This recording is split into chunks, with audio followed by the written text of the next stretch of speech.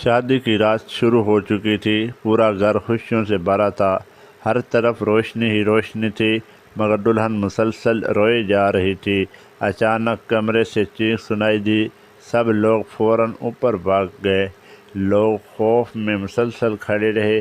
پھر دروازہ توڑا گیا فوراً، اور سب کے ہوش اڑ گئے تھے۔ دلہن زمین پر بیٹھی ہوئی تھی، اس کے ہاتھ مسلسل کانپ رہے۔ سفید جوڑا خون سے بھرا تھا اور موبائل ہاتھ میں پکڑا تھا۔ اسکرین پر صرف ایک پیغام تھا: اگر تم کسی اور کی ہوئی تو آج رات کوئی مر جائے گا۔ یہ پڑھتے ہی سب ڈر گئے، کیونکہ یہ پیغام اسی نمبر سے آیا تھا جو بند ہو چکا تھا، اور وہ نمبر اذان کا تھا جو 3 سال پہلے مر چکا تھا۔ دلہن زور زور سے رو رہی تھی اور مسلسل ایک بات کہہ رہی: وہ واپس آ گیا ہے دوبارہ، وہ مجھے لینے آیا ہے۔ سب لوگ حیران کھڑے تھے وہاں، کیونکہ اذان مر چکا تھا پہلے۔ 3 سال پہلے یونیورسٹی میں اذان اور میں نور ملے تھے۔ پہلے دونوں صرف دوست تھے، پھر خاموشی سے محبت ہو گئی تھی۔ اذان بہت زیادہ محبت کرتا تھا، وہ میں نور کے لیے جیتا تھا۔ وہ ہر شام اس سے ملتا تھا اور مستقبل کو خواب دیکھتا تھا۔ ماں نور بھی اسے چاہتی تھی، مگر قسمت دونوں سے ناراض تھی۔ ماں نور کے والد سخت تھے، انہیں محبت بالکل پسند نہیں تھی۔ جب انہیں سب پتہ چلا تھا، انہوں نے فوراً رشتہ طے کر دیا۔ ماں نور بہت زیادہ روئی تھی، مگر کسی نے بات نہ سنی۔ اذان آخری بار ملنے نکلا تھا، مگر راستے میں حادثہ ہو گیا تھا۔ سب لوگوں نے یہی سمجھا تھا کہ اذان دنیا چھوڑ چکا ہے۔ ماں نور اندر سے ٹوٹ گئی اور خاموشی میں جینے لگی تھی۔ پھر آج شادی کی رات میں اچانک وہی نمبر واپس آیا تھا۔ اس وقت نیچے شور مچ گیا، سب لوگ فوراً نیچے بھاگ آئے۔ بارش بہت تیز ہو رہی تھی اور گیٹ کے باہر ایک شخص خاموشی سے کھڑا ہوا تھا۔ وہاں اس کے کپڑے خون سے بھرے۔ جب اس نے سر اٹھایا، ماں نور زور زور سے چیخ پڑی، کیونکہ سامنے اذان کھڑا تھا، وہی اذان جو مر چکا تھا۔ سب لوگ خوف میں آ گئے تھے، کوئی بھی کچھ بول نہ پایا۔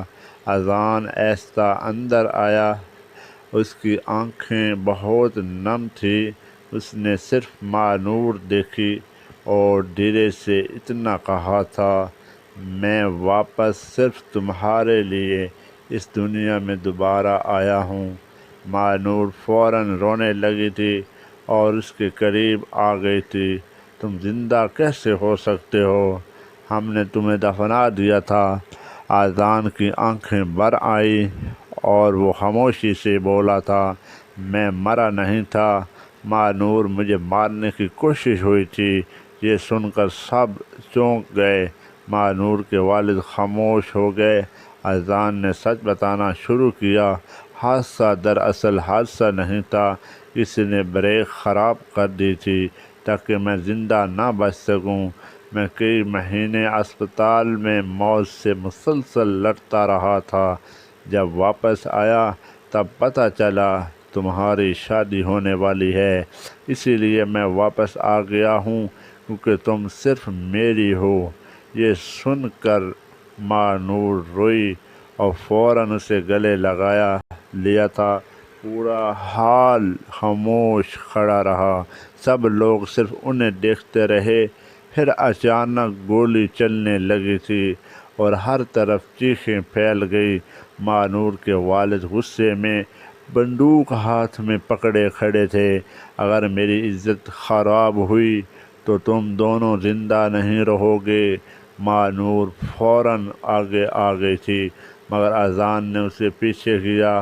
اسی لمحے گولی چل گئی تھی اور اذان زمین پر گر گیا تھا۔ ماں نور پاگلوں کی طرح روئی اور فوراً اس کے پاس گئی۔ اذان کی سانسیں ٹوٹ رہی تھیں، مگر وہ ہلکا سا مسکرایا تھا۔ میں نے کہا تھا نا پہلے، میں تمہیں کبھی نہیں کھونے نہ دوں۔ ماں نور مسلسل روتی جا رہی تھی اور اس کے ہاتھ چوم رہی۔